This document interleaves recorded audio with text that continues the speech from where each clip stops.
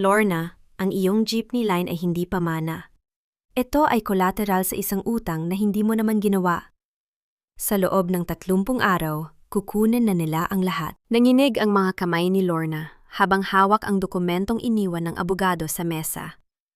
Parang huminto ang tibok ng kanyang puso.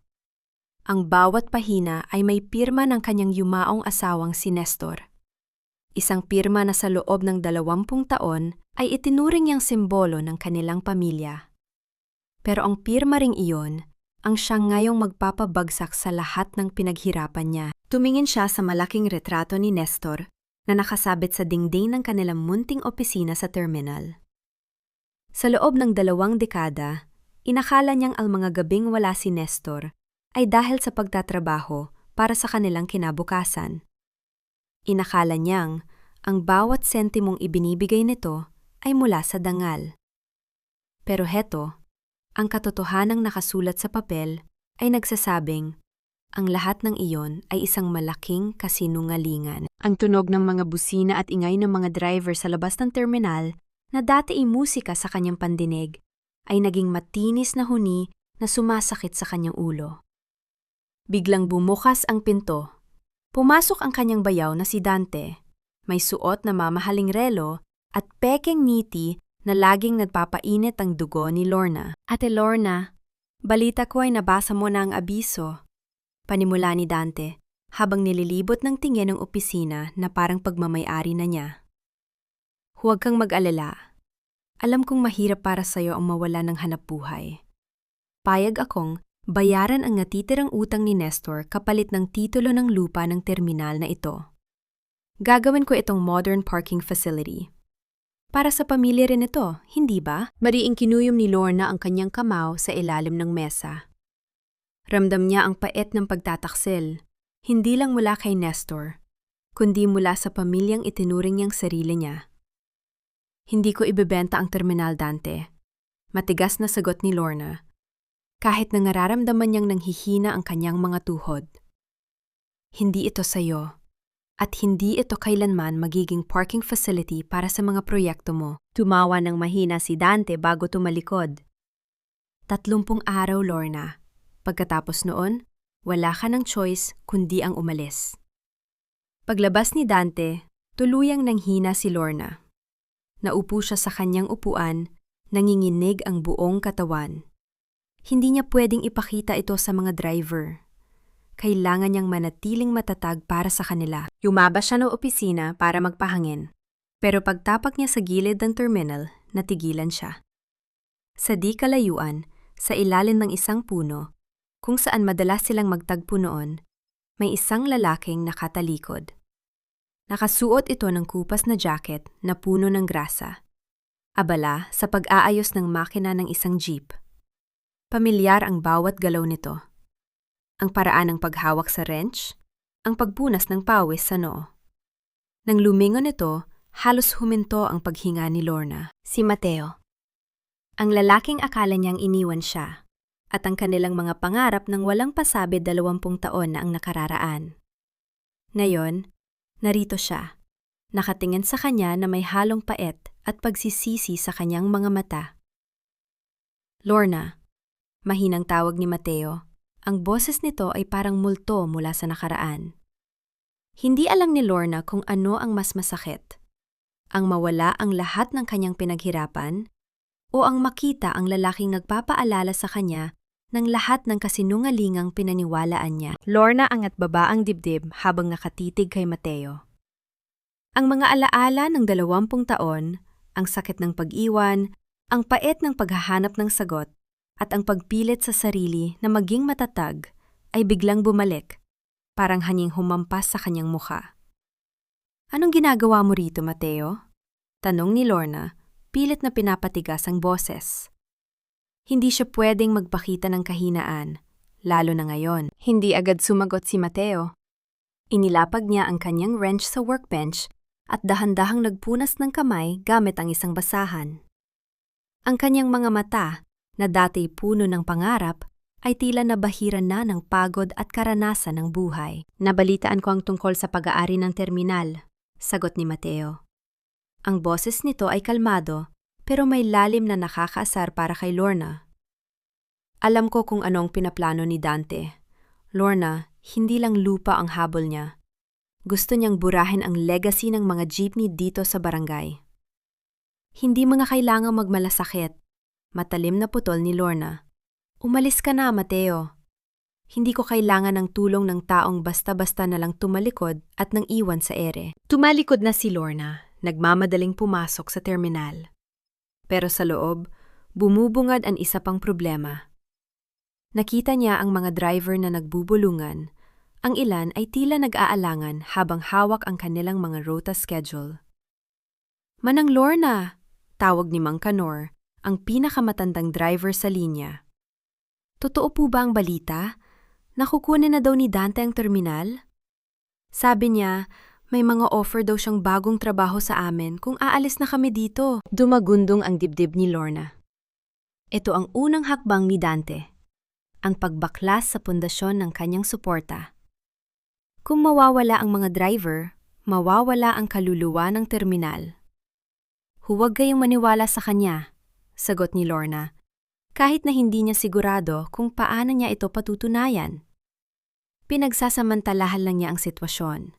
May mga kontrata tayo at hindi niya tayo basta-basta mapapaalis. Pero ate, sabi niya, lugi na daw ang kumpanya. Dugtong ng isang mas batang driver. Ramdam ni Lorna ang mga mata ng mga tao. Ang hiya, ang pangamba na baka tingnan nila siya bilang isang babaeng hindi kayang protektahan ang kanilang kabuhayan, ay nagsimulang kumain sa kanyang pagkatao. Sa gitna ng kanyang pag-iisip, biglang pumasok si Dante sa terminal. May kasamang dalawang lalaking nakasuit. Mga kasama, malakas na pahayag ni Dante. Sapat para marinig ng lahat. Gusto ko lang sabihin na ang pamumuno ni Ate Lorna ay nasa dulo na. Huwag niyo nang hintayin na maubos ang pondo. Sumama na kayo sa akin. May mga bago tayong rota na mas malaki ang kita. Nanahimik ang buong terminal. Ramdam ni Lorna ang tensyon sa hangin. Ang ilan ay tumingin sa kanya, naghihintay ng sagot. Pero ang iba ay nagsisimula ng tumingin sa direksyon ni Dante. Sa gilid ng kanyang paningin, nakita niya si Mateo na nakatayo pa rin sa labas, tahimik na nakamasid. Alam niyang kung hindi siya kikilos na yon, ang terminal na pinaghirapan niya ng 20 taon ay magiging alikabok na lang sa loob ng ilang araw. Dante, tawag ni Lorna. Ang kanyang boses ay nanginghinig pero puno ng determinasyon. Humarap siya sa mga driver. Ang terminal na ito ay hindi lang negosyo. Ito ang ating pamilya. At sa pamilya, hindi tayo tumatalikod kapag mahirap ang panahon. Pero nang tumingin siya sa mga driver, nakita niya ang pag-aalinlangan sa mga mukha ng ilan. Ang banta ni Dante ay hindi lang isang salita. Ito ay isang tanikala na nakapulupot na sa kanilang mga leeg. Bago pa makapagsalita si Dante, may lumapit na lalaki sa kanya at bumulong. Bahagyang nagbago ang mukha ni Dante. Tiningnan si Lorna nang may mapanuring tingin at lumabas. Naiwan si Lorna na humihingad sa gitna ng mga driver na hindi alam kung kanino papanig. Alam niyang ito pa lang ang simula. Ang tunay na laban ay hindi lang sa lupa, kundi sa katapatan ng mga taong itinuring niyang kapamilya. Ramdam ni Lorna ang bawat pintig ng kanyang puso sa loob ng kanyang opisina. Matapos ang eksena ni Dante sa terminal, ang mga driver ay dahan-dahang nagbalikan sa kanilang mga ruta. Ngunit ang bulungan ay hindi natigil. Ang tiwala ay parang kristal. Kapag nabasag na, napakahirap ng buuin. Hindi pa siya nakaka-recover sa gulo ay kumatok ang pinto. Si Mateo. Hindi na siya nagtataka kung bakit ito narito. Ramdam niya ang presensya nito mula pa kanina. Hindi mo dapat ginawa yun, Lorna. Panimula ni Mateo habang nakatayo sa may pintuan, hindi pumasok ng hindi inimbitahan. Ang pakikipaglaban kay Dante ng harapan nang wala kang hawak na baraha ay parang pagpapakamatay. At ano ang gusto mong gawin ko? Sagot ni Lorna, pilit na pinapakalma ang boses habang inaayos ang mga dokumentong nakakalat. Umupo na lang at panuurin siyang ubusin ang lahat ng itinayo namin ni Nestor. Nestor! Napabuntong hininga si Mateo. May kakaibang lungkot sa kanyang mga mata nang banggitin ang pangalan ng yumaong asawa ni Lorna. Lorna, hindi mo alam ang lahat. Ang lalaking itinuturing mong bayani, ang lalaking pinag-alayan mo ng buhay mo. Huwag mo susubukan, Mateo, banta ni Lorna. Kailangan mong malaman, putol ni Mateo. Sabay, lapit sa mesa at inilapag ang isang maliit, kupas na envelope. Ito ang dahilan kung bakit ako umalis noon. Hindi ako naglaho dahil natakot ako. Umalis ako dahil pinilit ako ni Nestor. Nanginig ang mga kamay ni Lorna nang buksan ang envelope. Sa loob ay isang sulat. Ang sulat kamay ay sa kanya, pero hindi niya ito matandaang isinulat. Mateo, layuan mo na ako. Hindi kita mahal. Pera lang ang habol ko sa'yo. Hindi ko ito isinulat, mahinambulong ni Lorna. Ang kanyang boses ay tila isang hangin na mawawala anumang oras. Alam ko, sagot ni Mateo. Nung araw na yon, may hawak siyang litrato ng anak niyo. Tinakot niya ako. Sabi niya, kung hindi ako lalayo, sisiguraduhin niyang hindi mo na makikita ang anak mo. Minahal kita, Lorna. Kaya ako lumayo. Hindi dahil sa pera, kundi dahil sa takot na baka mawala ka sa kanya. Parang gumuho ang mundo ni Lorna sa ikalawang pagkakataon. Hindi lang pala siya niloko ni Nestor sa pera, minakaw nito ang kanyang pagkakataon na maging masaya. Ang taong kinamuhian niya ng 20 taon, si Mateo, ay siya palang biktima ng pagmamanipula ni Nestor. Bakit na yan mo lang sinabi? Tanong ni Lorna. Tumutulo na ang mga luha na matagal niyang pinigilan. Dahil noon mga panahong yun, hindi mo pa kailangang malaman. Akala ko, masaya ka sa kanya. Akala ko, sapat na ang makita kang bumubuo ng pamilya. Paliwanag ni Mateo. Pero ngayon, nakikita kong ginagamit ni Dante ang utang na iniwan ni Nestor para wasakin ka. Ang utang na yan, hindi yan para sa terminal. Ginamit yan ni Nestor sa mga sugal at bisyo. At alam ni Dante ang lahat ng yon dahil siya ang kasabwat. Isang malalim na katahimikan ang gumalot sa opisina. Ang sakit ay nagbago ng anyo. Mula sa pagtataka ay naging galit. Isang malamig at matalim na galit. Dante, bulong ni Lorna. Alam niya ang lahat ng sikretong ito. Oo, sang-ayon ni Mateo. At ang susi para mapatalsik siya ay nasa mga records ng bangko na itinago ni Nestor. Kung makukuha natin yun, mapapatunayan nating illegal ang mga kontratang pinipilit niya sa'yo. Tumingin si Lorna kay Mateo. Ang pag-aalinlangan sa kanyang mga mata ay unti-unting napalitan ng isang desisyon. Hindi na siya ang Lorna na magpapaapi. Ang pagkasira ng alaala ni Nestor ay masakit, pero mas masakit ang mawala ang kinabukasan ng kanyang mga driver. Matutulungan mo ba ako? Tanong ni Lorna. Hanggang dulo, sagot ni Mateo. Ngunit bago pa sila makapagplano, narinig nila ang isang malakas na kalabog mula sa labas. Isang sigaw ang bumasag sa katahimikan ng terminal. Lorna, lumabas ka rito! Ang anak mo may nagawa na namang kalukohan. Nanlaki ang mga mata ni Lorna. Ang kanyang anak, ang tanging natitirang dahilan para magpatuloy siya, ay nasa panganib. Agad na lumabas si Lorna ng opisina. Ang kanyang puso ay halos kumawala sa kanyang dibdib. Sa gitna ng terminal, nakita niya ang kanyang anak na si Paulo, nakayuko at hawak ng 2 lalaking tauhan ni Dante. Sa tabi nila, nakatayo si Dante. May niting tagumpay na abot tenga. Ano ito, Dante? Bitawan mo ang anak ko! Sigaw ni Lorna habang mabilis na lumalapit. Ate Lorna, kalma ka lang. Ani Dante habang pinagmamasdan ang kanyang mga kuko. Ang anak mong ito, nahuli naming nagnanahaw ng pyesa mula sa warehouse ng kumpanya. O baka naman, inutusan mo siya? Dahil hindi na sapat ang kita nyo? Tumingin si Lorna kay Paulo. Ang kanyang anak, na dati maamo ang muka, ay puno ng takot at hiya. Nanay, hindi po totoo. Pinilit lang nila ako. Sabi nila, mababayaran ng utang ko kung kukuha ako ng mga gamit dito. Utang? Nanlaki ang mga mata ni Lorna. Anong utang, Paulo?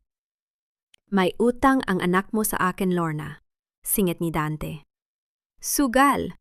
At alam mo naman ang mga kasama ko, hindi sila pasensyoso. Pero dahil pamilya tayo, heto ang offer ko. Pirmahan mo na ang paglilipat ng terminal sa akin at buburahin ko ang lahat ng utang ni Paolo. Kung hindi, sa kulungan ang tuloy ng batang to. Ramdam ni Lorna ang pag-ikot ng kanyang mundo. Napatingin siya sa paligid. Ang mga driver na kanina'y nagdududa, ngayon ay nanonood na may halong awa at pagkadismaya. Ang kredibilidad niya bilang leader ay unti-unting nadudurog. Nanay, huwag po. Mahinang bulong ni Paulo, umiiyak na. Naramdaman ni Lorna ang presensya ni Mateo sa kanyang likuran. Ngunit alam niyang hindi pwedeng manghimasok si Mateo ngayon. Kung gagalaw si Mateo, lalong gagamitin ni Dante ang pagkakataon para siraan sila. Binibigyan kita ng hanggang bukas, Lorna. Wika ni Dante habang sinesenyasan ang kanyang mga tauhan na bitawan na si Paulo. Isipin mo ng mabuti, ang terminal o ang kinabukasan ng anak mo. Umalis si Dante na parang isang hari na nag-iwan ng gulo. Nang tuluyang makalayo ang mga ito, dinaluhan ni Lorna si Paulo. Bakit, Paulo? Bakit mo ginawa yon? Tanong ni Lorna, puno ng sakit ang boses. Nanay, akala ko po kasi kaya kong ayusin. Akala ko makakabawi ako sa sugal para hindi na tayo mahirapan sa utang na iniwan ni tatay. Paliwanag ni Paulo, humahagulgol. Gabi na nang makauwi sila sa kanilang maliit na bahay. Tahimik ang paligid, maliban sa tunog ng mga kuliglig. Si Lorna, na magdamag na hindi nakatulog, ay nakaupo sa harap ng hapagkainan, nakatingin sa kawalan. Ang pagdududa sa kanyang sarili ay naging isang mabigat na pasanin. Tama ba ang ginawa ko? Tama bang ituloy ang laban kung kapalit nito ang anak ko? Lumapit si Mateo, dala ang isang tasa ng kape. Inilapag niya ito sa harap ni Lorna. Huwag mong sisihin ang sarili mo, Lorna, mahinang sabi ni Mateo. Ang utang ni Paolo ay parte ng plano ni Dante para pilitin kang sumuko. Kung pipirmahan mo ang terminal, hindi titigil si Dante. Gagamitin pa rin niya si Paolo laban sa'yo balang araw. Pero anong gagawin ko, Mateo? Tanong ni Lorna, pilit na pinipigilan ang paghikbi. Anak ko siya. Wala na akong ibang pamilya. Hindi mo kailangang sumuko, sagot ni Mateo. Tumingin siya ng direkta sa mga mata ni Lorna. May alam ako tungkol sa mga transaksyon ni Dante. Kung matutulungan mo akong makuha ang mga logbooks ni Nestor sa warehouse na yon, maipapakita nating lahat ng ginagawa niya ay ilegal. At ang utang ni Paulo? Pwede nating i-audit. Tumingin si Lorna sa tasa ng kape. Ang takot ay nandyan pa rin. Ngunit sa gitna ng kadiliman ng gabi, nagsisimulang sumilip ang isang munting liwanag. Hindi lang terminal ang kailangan niyang iligtas. Kailangan niyang iligtas ang kanyang dangal bilang isang ina at isang pinuno. Paano natin makukuha ang logbooks? Tanong ni Lorna. Magtitiwala ka ba sa akin? Balik na tanong ni Mateo. Tumingin si Lorna sa lalaking inakala niyang traidor sa loob ng 20 taon. Ngayon, sa harap ng napipintong pagkagunaw ng kanyang buhay, siya na lang ang tanging kakampi na natitira. Ang gabi ay balot ng tensyon habang nagpaplano sina Lorna at Mateo sa loob ng kanilang bahay. Ang bawat pagaspas ng dahon sa labas ay tila yabag ng mga tauhan ni Dante. Pero hindi lang takot ang nararamdaman ni Lorna. Ang kanyang isipan ay nakapako sa logbooks na binanggit ni Mateo. Ang warehouse ni Dante ay binabantayan 24/7. Paalala ni Mateo habang iginuguhit ang floor plan sa isang lumang papel. Pero bukas ng gabi, mayroong fiesta sa kabilang barangay. Doon ang karamihan sa mga tauhan niya. Iyon ang pagkakataon natin. Habang abala sila, Hindi napansin ni Lorna na nakikinig pala si Paulo mula sa likod ng pinto. Ang mukha ng anak ay puno ng guilt. Nang lumabas si Mateo para bumili ng kagamitan, hinarap ni Paulo ang kanyang ina. "Nanay, huwag niyo nang gawin yan." Umiiyak na pakiusap ni Paulo. "Pinuntahan ako ni Dante kanina. Sabi niya, kung hindi ko raw kayo mapipigilan, ipapakulong niya ako sa salang pagtatangka sa warehouse." "Nanay, natatakot ako." Nanigas si Lorna. Ang sakit na naramdaman niya sa pagtataksil ni Nestor ay tila inulit ng kanyang sariling anak. "Paulo, kaya natin ginagawa to para hindi na tayo kontrole ni Dante habang buhay. Bakit hindi mo maintindihan?" "Dahil gusto ko lang ng normal na buhay, Nay. Pagod na ako sa gulo," sigaw ni Paulo bago tumakbo palabas ng bahay. Hindi hinabol ni Lorna ang anak. Alam niyang sa mga oras na ito, si Paulo ay bulag sa katotohanan. Pero hindi niya akalain na ang susunod na mangyayari ay mas malala pa.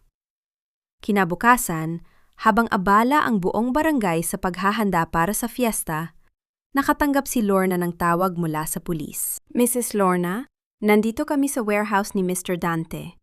May nahuli kaming lalaki na nagtatangkang pumasok. Siya po ba ang nag-utos sa kanya?" Tumigil ang tibok ng puso ni Lorna. "Sino?" "Si Mateo." Dali-daling nagtungo si Lorna sa barangay hall. Doon, nakita niya si Mateo na nakagapos, duguan ang gilid ng kilay, habang si Dante ay nakatayo sa harap, tila isang nagwaging mandirigma. "Ate Lorna!" Nakangising bati ni Dante. "Sabi ko sa'yo, hindi ba? Ang pagtitiwala sa maling tao na uuwi sa pagkakakulong. Nahuli naming nagnanakaw ng dokumento ang ex-boyfriend mo." "Hindi siya nagnanakaw, Dante. Kinukuha niya lang ang ebidensya ng mga ilegal na gawain mo," sigaw ni Lorna. "Ebidensya?"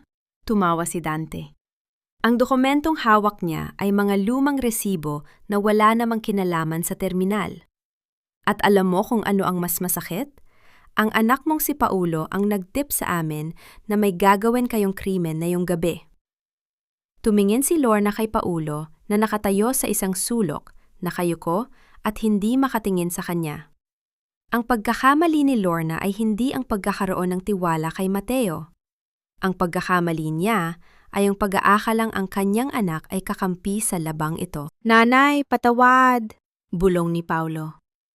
Tumingin si Lorna kay Mateo na kasalukuyang hinihila ng mga pulis. Ang mga mata ni Mateo ay hindi galit. Ito ay puno ng pag-aalala para kay Lorna. Sa pagkakataong yon, napagtanto ni Lorna ang katotohanan. Ang kanyang pamilya ay winasak na ni Dante, at ang natitirang sandata na lang niya ay ang katotohanang hindi pa nakalabas. "Dante," sabi ni Lorna. Ang boses ay naging malamig na yelo. "Akala mo panalo ka na, pero ang bawat maling akala na itinanim mo, ang siya ring sisira sa'yo." Tumalikod si Lorna, iniwan ng gulo. Kailangan niya mag-isip. Kung wala na si Mateo, kung traidor na ang sariling anak, siya na lang ang kailangang bumawi. Hindi sa dahas, kundi sa talino. Tahimik ang buong bahay pagbalik ni Lorna mula sa barangay hall. Ang bawat sulok ay tila nagpapaalala sa kanya ng mga pagkakamaling nagawa niya sa loob ng maraming taon. Nakaupo si Paolo sa sofa, nanginginig ang mga kamay, ngunit hindi na lumapit si Lorna sa kanya. Ang distansya sa pagitan nilang dalawa ay tila naging isang malawak na bangin. "Nanay, hindi ko sinasadya," pagsisimula ni Paolo, pero pinutol siya ni Lorna sa pamamagitan ng isang matalim na tingin. "Huwag mo akong tawaging nanay sa ngayon, Paolo." Malamig na sagot ni Lorna. "Dahil sa takot mo, hindi lang si Mateo ang isinakripisyo mo. Isinakripisyo mo ang tanging pagkakataon nating mabawi ang marangal na buhay." Pumasok si Lorna sa kanyang silid at isinara ang pinto. Hindi siya umiyak. Ang mga luha ay natuyo na, napalitan ng isang matinding determinasyon. Pinuksan niya ang lumang baul ni Nestor na matagal niyang hindi ginalaw. Inilabas niya ang lahat ng mga papel, mga resibo at mga lumang talaarawan. kailangan niyang hanapin ang mali. Kung hindi nakuha ni Mateo ang logbooks, kailangang may iba pang patunay. Habang naghahalukay siya, may isang lumang libro ng resibo na nahulog mula sa ilalim ng isang tumpok ng mga damit. Nang buksan niya ito, hindi ito tungkol sa terminal. Ito ay listahan ng mga perang ipinadala ni Nestor sa isang pribadong account sa ibang probinsya. Isang account na nakapangalan kay Dante. Ang petsa ng mga transaksyon ay tumutugma sa panahong ipinagkait ni Nestor sa pamilya, ang pambayad sa kuryente at pag-aaral ni Paulo. Hindi lang basta utang, bulong ni Lorna. Ang terminal ay hindi collateral. Ang terminal ang naging gatasan ni Dante gamit ang pangalan ni Nestor. Hindi lang pala sugal ang bisyo ng asawa niya. Si Nestor ay naging sunod-sunuran kay Dante dahil sa mga litratong nagpapakita ng mga illegal na operasyon ng kapatid nito. Pinatay ng takot ang dangal ni Nestor, at ang takot din na iyon ang pumatay sa kanya. Kinabukasan, hindi nagpakita si Lorna sa terminal.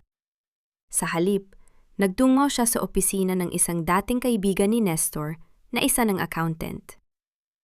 "Lorna, anong ginagawa mo rito?" tanong ng kaibigan. "Gusto kong i-audit ang lahat ng transaksyon ng jeepney line sa loob ng 10 taon, sagot ni Lorna. "At kailangan kong malaman kung bakit ang lahat ng pautang sa kumpanya ay laging nauuwi sa account ni Dante." Habang abala siya sa pag-audit, nakatanggap siya ng mensahe mula sa isang hindi kilalang numero. "Nasa akin ang logbooks. Pumunta ka sa likod ng lumang simbahan mamayang 3:00. Huwag kang magsasama ng pulis, o hindi mo na makikita ang ebidensyang kailangan mo." Hindi siya sigurado kung bitag ito ni Dante o baka isa sa mga driver na nakaintindi sa sitwasyon. Pero wala na siyang choice. Ang pag-audit ay magtatagal pa ng ilang araw, at sa loob ng panahong yun, maaaring mawala na ang terminal 3:00 ng hapon. Ang simbahan ay tahimik, tanging ang tunog ng hangin sa mga puno ang naririnig. Sa likod ng simbahan, nakatayo ang isang figura na nakabalot ng jacket. "Nasaan ang logbooks?" tanong ni Lorna. Lumingon ang tao. Hindi si Dante. Hindi rin pulis. Si Paulo. Ang kanyang anak na may hawak na isang itim na bag. "Nanay, nakuha ko ito sa bahay ni Tito Dante habang wala siya," sabi ni Paulo na bakas ang panginginig sa boses. Sabi niya, papatayin niya ako kapag nalaman niyang kinuha ko ito. "Pero mas natatakot ako na mawala kayo."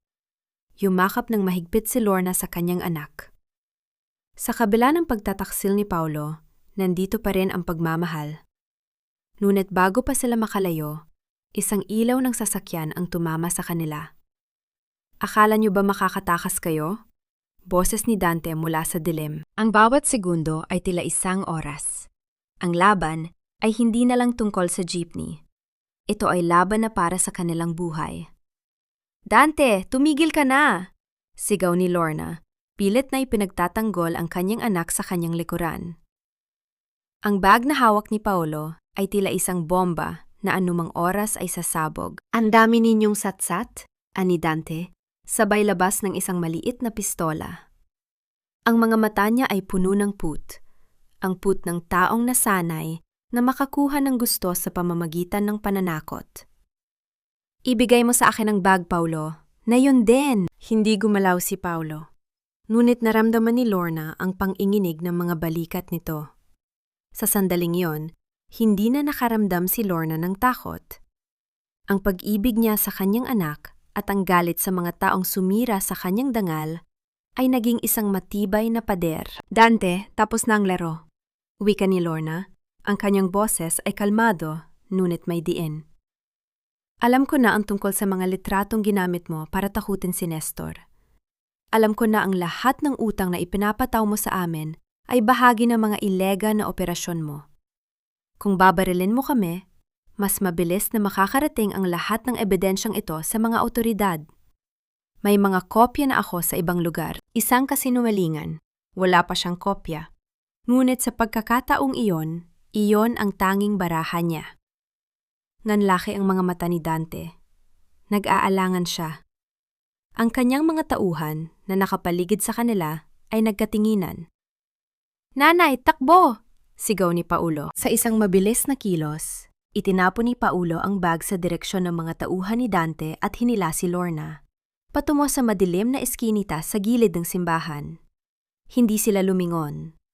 Tumakbo sila hanggang sa marating nila ang dulo ng barangay, kung saan naghihintay ang isang lumang jeepney na ginagamit ng mga driver na tapat pa rin sa kanila. Pagsakay nila, agad na pinaandar ni Mang Canor ang makina. "Manang Lorna, salamat sa Diyos! Ligtas kayo!" Habang umaandar ang jeepney, huminga ng malalim si Lorna. Tiningnan niya si Paolo na hingal sa tabi niya. "Bakit mo ginawa yun, anak? Mapanganib." "Dahil gusto kong bumawi, Nay," sagot ni Paolo habang humihikbi. "Kahit alam kong hindi sapat ang isang pagkilos para burahin ang pagkakamali ko. Gusto kong mabuhay ng marangal katulad nyo." Sa sandaling yun, ang hiya na matagal na nagpapabigat sa loob ni Lorna ay dahan-dahang naglaho. Hindi niya kailangang panindigan ang imahe ng isang perpektong pamilya na iniregalo ng isang huwad na asawa. Ang kailangan niya ay ang katotohanan. Pagdating nila sa safe house, pinuksan nila ang bag na nakuha ni Paolo. Hindi lang logbooks ang laman nito. Mayroon ding mga dokumento ng mga property na ilegal na nilipat ni Dante sa kanyang pangalan gamit ang pirma ni Nestor. "Ito na ang susi, Paulo," sabi ni Lorna habang tinitingnan ang mga papel. "Hindi lang natin ililigtas ang terminal. Ibabalik natin ang lahat ng ninakaw niya." Hindi na siya ang Lorna na nagtatago sa anino ng kanyang yumaong asawa. Ang pagtanggap sa katotohanan na ang kanyang asawa ay hindi perpekto, na ang kanyang anak ay nagkamali, at na ang buhay ay puno ng mga sugat, ang nagbigay sa kanya ng tunay na kalayaan. Kinabukasan, ang mga driver ay nagtipon sa terminal. Ang balita tungkol sa pag-atake ni Dante ay kumalat na sa buong barangay. Ngunit sa halip na matakot, ang mga tao ay nagkaisa. Alam nila na si Lorna ang may hawak ng hustisya. "Handa na ba kayo?" tanong ni Lorna sa harap ng mga driver. "Handa na, Lorna," sabay-sabay nilang sigaw. Sa malayo, nakita ni Lorna si Mateo na naglalakad palapit. Bagong layo mula sa barangay hall dahil walang sapat na ebidensya ang pulis laban sa kanya. Ang kanilang mga mata ay nagtagpo. Walang salita, ngunit sa pagkakataong yon, alam ni Lorna na hindi na siya mag-iisa sa paglalakbay na ito. Ang bagong landas ay hindi magiging madali. Ngunit sa unang pagkakataon sa loob ng 20 taon, hawak na niya ang manibela ng kanyang sariling buhay. Ang terminal ay tila isang field ng digmaan na naghihintay ng hudyat. Hindi na ito ang tahimik na garahe ng mga jeep, puno na ito ng determinasyon. Ang mga lumang jeepney na dati halos hindi na tumatakbo ay nakapila, hindi para sa biyahe, kundi bilang simbolo ng pagkakaisa. "Lorna, siguradong gigibain ni Dante ang lahat kapag hindi tayo nagpakita ng lakas," paalala ni Mateo habang abala siya sa paggabit ng mga bagong kable sa engine ng isang jeep. Hindi na ito ang lumang makina. Pinapalitan na nila ito ng electric conversion kit na matagal nang pinag-aralan ni Mateo sa kanyang trabaho sa ibang probinsya. "Hindi lang tayo magpapakita ng lakas, Mateo. Ipakikita natin ang bagong direksyon," sagot ni Lorna. Ang pagbabagong ito ay hindi naging madali. Maraming driver ang nag-alinlangan nung una. "Kuryente, paano kung maubusan kami sa gitna ng biyahe?" tanong ng isa. "Hindi ba't gastos lang ito?" "Ito ang paraan para hindi tayo maubos ni Dante," sagot ni Lorna sa harap ng mga driver. "Kapag modern na ang ating mga sasakyan, hindi na tayo madaling maipapa-face out. Hindi na tayo nakadepende sa presyo ng petrolyo na manipulado ni Dante. Ang bagong linya ay para sa inyo, hindi para sa mga taong gustong kumuha ng inyong kabuhayan." Ang bawat piyesang kinakabit ni Mateo at ng mga driver ay tila paghilom ng mga sugat sa nakaraan. Nakita ni Lorna si Paulo na lumalapit. Bit-bit ang mga tools na kailangan nila. Hindi na siya ang batang natatakot. Ngayon, ang kanyang mga kamay ay puno na ng grasa, handang magtrabaho para itama ang kanyang nagawa. "Nay, Tapos na ang conversion sa unit number 10, ani Paulo, sabay punas ng pawis sa kanyang mukha. Salamat anak, sagot ni Lorna. Nakita niya ang sinseridad sa mga mata nito. Ang relasyon nilang mag-ina ay hindi agad maibabalik sa dati, ngunit ang pagtatrabaho ng magkasama ay isang mabuting simula. Habang nagtatrabaho sila, isang convoy ng mga sasakyan ang huminto sa labas ng terminal. Si Dante kasama ang ilang mga opisyal ng munisipyo at mga lalaking nakasuit na mukhang mga investor. Ano ito, Lorna? Sigaw ni Dante. Bumaba ng sasakyan na may mapanuring tingin. Nag-ayos kayo ng mga basurang jeep? Akala ko ba ay wala na kayong pambayad sa utang? Ang property na ito ay nakatakda ng ibenta para sa redevelopment. Hindi na tinag si Lorna. Lumapit siya kay Dante. Hindi na bilang isang biyudang nagtatago, kundi bilang isang leader ng kooperatiba.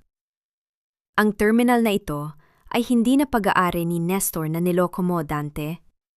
Ito ay pag-aari na ng isang rehistradong kooperatiba. At ayon sa batas, hindi mo basta-basta mapapaalis ang mga naninirahan at nagtatrabaho rito ng walang legal na proseso. Nagtawanan ang mga kasama ni Dante. Legal na proseso? Saan ka kukuha ng pera para sa laban na yan? Hindi pera ang laban namin, sagot ni Lorna, sabay senyas kay Mateo. Agad na binuhay ni Mateo ang makina ng jeepney na bagong convert. Imbes na ang maingay at mausok na tunog ng lumang diesel, isang tahimik, ngunit makapangyarihang ugong ng kuryente ang umalingaw-ngaw. Nagulat ang mga investor na kasama ni Dante. Electric jeepneys, pahayag ni Lorna. May suporta kami mula sa Transport Department para sa modernisasyon. Dante, tapos na ang oras ng pananakot mo. Ang bawat sentimong ninakaw mo, ibabalik namin sa hustisya. Namutla si Dante. Nakita niyang humahanga ang mga investor sa teknolohiya at sa pagkakaisa ng mga driver. Ang dati niyang armas, ang takot at pera, ay tila walang bisa sa harap ng mga taong alam na ang kanilang halaga. Umalis si Dante na puno ng poot, pero alam ni Lorna na hindi pa siya susuko. Gayunpaman, sa gabing iyon, ang terminal ay hindi na lugar ng pangamba. Ito ay naging lugar ng pag-asa. Habang nakatingin sa mga driver na nagdiriwang, naramdaman ni Lorna ang kamay ni Mateo sa kanyang balikat. Nagawa mo, Lorna. Bulong nito. Hindi ko ito nagawa ng mag-isa, sagot ni Lorna. Habang tinitingnan si Paulo na masayang nakikipagkwentuhan sa ibang mga driver. Ginawa natin ito. Ang atmosfera sa labas ng barangay hall ay tila isang bagyong nagbabantang sumabog. Ngayon, ang araw ng pagdinig para sa petisyon ni Dante na ipasara ang terminal. Sa loob, ang hangin ay mabigat, puno ng amoy ng lumang papel at pawis. Si Dante ay nakaupo sa harap, kasama ang kanyang mga abogado, ang kanyang mga nisi ay puno ng kayabangan. Sa kabilang panig, nakatayo si Lorna kasama si Mateo at ang kinatawan ng kooperatiba. Walang abogado si Lorna, ngunit hawak niya ang sandata na kinuha ni Paulo, ang logbooks at mga dokumentong nagpapatunay sa mga transaksyong ilegal. Ang mga dokumentong ito ay gawa-gawa lamang. Sigaw ng abogado ni Dante nang ilapag ni Lorna ang mga papel sa mesa ng opisyal ng barangay. Wala itong legal na bisa. Legal na bisa? Tanong ni Lorna. Ang kanyang boses ay malinaw at hindi nanginginig. Ang mga pirma rito ay tugma sa mga records ng bangko na ginamit ni Dante para ilipat ang pondo ni Nestor. Kung gusto ninyong patunayan na peke ang mga ito, handa kaming magpa-audit ng lahat ng account ni Dante sa nakaraang 10 taon. Natahimik ang buong silid. Alam ni Dante na kung magkakaroon ng malalimang audit, hindi lang ang terminal ang mawawala sa kanya. Posibleng makulong siya ng habambuhay. Lorna, huwag mong gawin to. Bulong ni Dante nang lumapit siya sa babaeng dati niyang minamaliit. Kung itutuloy mo ang audit, madadamay ang pangalan ni Nestor. Gusto mo bang malaman ng lahat na ang asawa mo ay isang kriminal din? Ngumiti si Lorna, isang ngiting puno ng kapayapaan na hindi inaasahan ni Dante. Hindi na ako natatakot sa kahihiyan, Dante. Ang kahihiyan ay para lamang sa mga taong may itinatago. Sa loob ng 20 taon, namuhay ako sa ilalim ng anino ni Nestor. Ngayon, handa na akong harapin ang katotohanan. Gaano man ito kasakit. Biglang gumukas ang pinto ng barangay hall. Pumasok ang mga tauhan ng Transport Department at ilang mga mamamahayag na tinawagan ni Mateo. Ang presensya ng mga media ay hindi inaasahan ni Dante. Hindi na ito isang simpleng usapang pampamilya o barangay. Ito ay naging isang public issue. Mr. Dante, wika ng isa sa mga opisyal ng munisipyo. Nakatanggap kami ng mga report tungkol sa mga illegal na operasyon na konektado sa inyong mga proyekto. Kailangan naming kunin ang inyong mga records para sa investigasyon. Nakita ni Lorna ang pagbagsak ng mga balikat ni Dante. Ang kanyang kayabangan ay unti-unting napalitan ng takot. Sinubukan niyang magalit, sinubukan niyang magbanta, ngunit wala nang nakikinig. Ang mga driver at ang mga residente ng barangay ay nagtitipon na sa labas.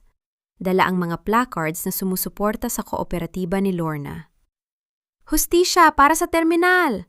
sigaw ng mga tao. Habang inilalabas si Dante ng mga opisyal para sa karagdagang pagtatanong, tumigil siya sa tapat ni Lorna. "Hindi pa tayo tapos, Lorna." "Tapos na, Dante," sagot ni Lorna. "Ang terminal ay hindi na sayo at hindi na rin sa akin. Ito ay pag-aari na ng mga taong tunay na nagtatrabaho rito." Paglabas ni Lorna, sinalubong siya ng mga sigawan at palakpak. Hindi siya nakaramdam ng tagumpay na gaya ng isang mananakop. Nakaramdam siya ng gaan. Sa wakas, ang hiya na pumipigil sa kanya ay napalitan ng dangal. Pagtingin niya sa malayo, nakita niya si Paolo na nakangiti. May mga luha sa kanyang mga mata. Lumapit ang anak at niyakap siya ng mahigpit. "Nanay, proud na proud ako sa inyo." Naramdaman ni Lorna ang yakap ni Mateo sa kanyang tabi. Ang bawat paghihirap, ang bawat luha, at ang bawat pagkakamali sa nakaraan ay tila nagkaroon ng kahulugan. Ang laban ay hindi lang para sa lupa. Ito ay laban para sa kanilang pagkatao. At sa pagkakataong ito, nanalo sila. Ang araw ng inaugurasyon ng bagong linya ay hindi tulad ng mga nakaraang fiesta. Walang magarbong dekorasyon o mamahaling banda, ngunit ang atmosfera sa terminal ay puno ng buhay. Ang mga jeepney ay makintab, bawat isa ay may bagong pinta at modernong disenyo, at ang ugong ng mga motor na dekuryente ay simbolo ng bagong simula. Si Lorna ay nakatayo sa harap ng maliit na entablado. Suot ang kanyang simpleng paboritong damit. Hindi na siya ang babaeng laging nakayuko at natatakot sa sasabihin ng kapitbahay. Sa tabi niya, nakaupo si Paolo, na ngayon ay aktibong tumutulong sa pag-aayos ng mga dokumento ng kooperatiba. Sa loob ng 20 taon, panimula ni Lorna, ang kanyang boses ay umaalingaw-ngaw sa buong terminal. Iniisip ko na ang dangal ay nasusukat sa kung anong meron tayo sa mata ng ibang tao. Inakala ko na ang pagtitiis sa maling trato ay pagiging isang mabutons asawa at ina. Tumahimik ang buong paligid. Bawat driver, bawat pamilya ng mga manggagawa ay nakikinig. Pero ang tunay na dangal ay nasa katotohanan, patuloy ni Lorna. Ang terminal na ito ay hindi ko pag-aari. Hindi ito sa asawa ko, at lalong hindi kay Dante. Ito ay pag-aari ng bawat isa sa inyo na nagmaneho sa ilalim ng init ng araw, na nagtiis sa hirap, at hindi sumuko sa kabila ng lahat ng banta. Nagpalakpakan ng lahat. Sa gilid, nakita ni Lorna si Mateo. Hindi siya lumapit sa entablado. Alam niyang ang araw na ito ay para kay Lorna. Ngunit ang kanyang mga mata ay nagniningning sa paghanga. Matapos ang maikling programa, nagkaroon ng simpleng salo-salo. Habang kumakain ang lahat, lumapit si Paulo sa kanyang ina. "Nay, salamat po sa pagpapatawad sa akin. Hindi ko po kayo bibiguin ulit." Hinaplos ni Lorna ang pisngi ng kanyang anak. "Ang pagpapatawad ay hindi lang para sa iyo, Paulo. Para rin ito sa akin, para hindi na ako magdala ng galit sa puso ko. Maya-maya, lumapit si Mateo. Ang tensyon na namamagitan sa kanila noong mga unang araw ay napalitan na ng isang uri ng pag-unawa na hindi na kailangan ng maraming salita. Lorna, simula ni Mateo. Ang terminal ay maayos na. Ang kooperatiba ay rehistrado na. Ano nang susunod na plano mo? Tumingin si Lorna sa abot-tanaw. Ang Quezon City ay abala. Ang mga jeepney ay nagsisimula na namang bumiyahe, dala ang mga pasaherong patungo sa kanilang sariling mga pangarap. Ang susunod na plano? Niiti ni Lorna. Siguro magpapahinga muna ako. Gusto kong makita ang mga lugar na hindi ko napuntahan dahil akala ko ay nakatali lang ako sa nakaraan. Kung gayon, wika ni Mateo, habang dahan-dahang hinahawakan ang kamay ni Lorna. May bakanting upuan sa tabi ko sa mga susunod na biyahe. Gusto mo bang sumama? Napangiti si Lorna. Ang alok ni Mateo ay hindi na pag-uulit ng nakaraan. Ito ay isang paanyaya sa isang bagong landas. Hindi niya kailangang magmadali at hindi niya kailangang magpaalipin sa sinuman. Ang kalayaan ay nasa kanyang mga kamay. Sige, sagot ni Lorna. Pero sa isang kondisyon. Ikaw ang taga-ayos ng makina, pero ako ang hahawak ng manibela. Nagtawanan silang dalawa. Sa gitna ng ingay ng terminal, sa gitna ng pagbabago, nahanap ni Lorna ang piraso ng kanyang sarili na matagal niyang kinalimutan. Ang babaeng marunong mang-arap, marunong lumaban, at higit sa lahat, marunong magmahal ng tama. Ang laban ay tapos na. Ang bagong biyahe ay nagsisimula na. Lumipas ang ilang buwan matapos ang inaugurasyon ng terminal.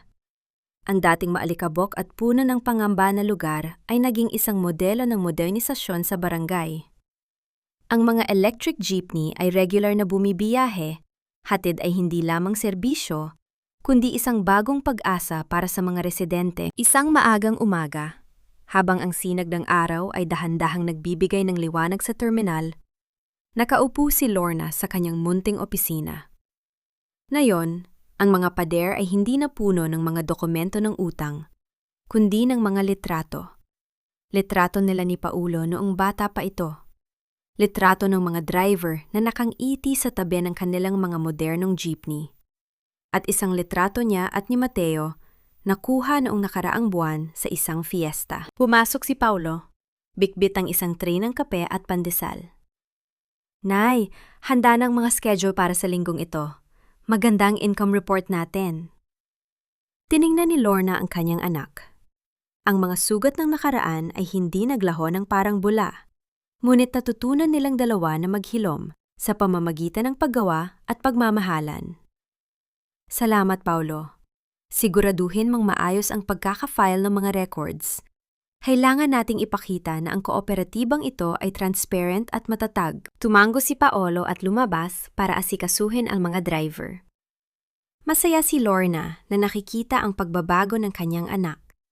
Hindi na ito ang batang madaling madala ng tukso.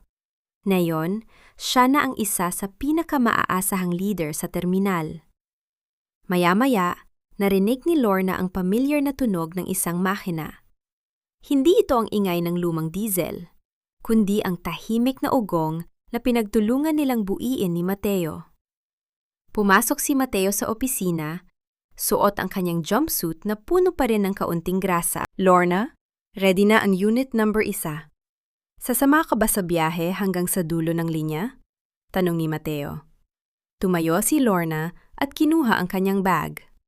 Siyempre, hindi ba sabi ko, ako ang hahawak ng manibela? Sumakay sila sa jeepney. Sa loob ng sasakyan, ramdam ni Lorna ang komportableng katahimikan. Habang binabaybay nila ang mga kalsada ng Quezon City, nakita niya ang mga pagbabago sa paligid. Ang mga sari-sari store na mas masigla, ang mga tao na bumabiyahe ng may ngiti. Sa gitna ng biyahe, tumigil sila sa tapat ng simbahan kung saan dati siyang humingi ng lakas ng loob noong mga panahong gumuho ang kanyang mundo. Hindi siya bumaba para magdasal ng tulong, bumaba siya para magpasalamat. Lorna, tawag ni Mateo habang nakatayo sila sa labas ng simbahan. Dati, akala ko ang tadhana ay parang mga piyesa ng makina. Kapag sira na, wala na silang silbi. Pero dahil sa'yo, nalaman kong ang lahat ng sira ay pwedeng ayusin. Kailangan lang ng pasensya at tamang pagmamahal. Humarap si Lorna kay Mateo. Hindi lang natin inayos ang mga jeepney, Mateo. Inayos natin ang buhay natin. At iyon ang pinakamahalagang biyahe na tinahak natin. Hinawakan ni Mateo ang kamay ni Lorna. Sa malayo, nakita nila ang paglubog ng araw. Nagbibigay ng kulay kahel na liwanag sa paligid. Hindi na nila kailangang magmadali. Ang nakaraan ay naiwan na sa likod. At ang hinaharap ay bukas para sa kanila. Habang bumabalik sila sa jeepney, tumingin si Lorna sa kanyang refleksyon sa salamin ng sasakyan. Hindi na niya nakikita ang babaeng laging nagtatago. Ang nakikita niya ay isang babaeng marangal, matatag, at handang harapin ang anumang hamon. Pinaandar ni Lorna ang makina. Sa bawat ikot ng gulong, sa bawat kilometrong tinatahak nila, nararamdaman niya ang kalayaan. Ang biyahe ng buhay ay hindi palaging diretsyo. May mga lubak, may mga stoplight, at may mga detour. Ngunit hanggat siya ang may hawak ng manibela at kasama niya ang mga taong tunay na nagmamahal sa kanya, alam niyang nasa tamang direksyon siya. Ang terminal ay buhay. Ang kooperatiba ay matatag. At ang kanyang puso, pagkatapos ng 20 taon ng paghihintay, ay sa wakas ay nakauwi na rin.